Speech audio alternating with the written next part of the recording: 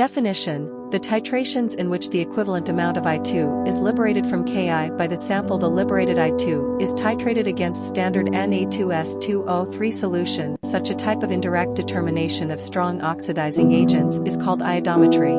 Principle: the titrations in which the liberated I2 is titrated with a standard solution of Na2S2O3 solution using starch mucilage as indicator is called iodometric titrations.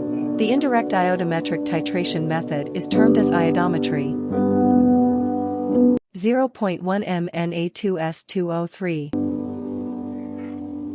1 dissolve 25 gm of Na2S2O3 in 0.2 gm of Na2CO3 in CO2-free water and dilute to 2 standardization of Na2S2O3 solution. To 50 ml of this solution add 2 gm of Ki and 3 ml of 2-MHCl solution and titrate with Na2S2O3 solution using starch solution as indicator until the blue color disappears. Each ml of 0.1 m Na2S2O3 solution equals 0.002784 gm of KBrO3. Calculation: m of Na2S2O3 solution equals Wt of KBrO3 taken x required molarity / titration vol xip factor.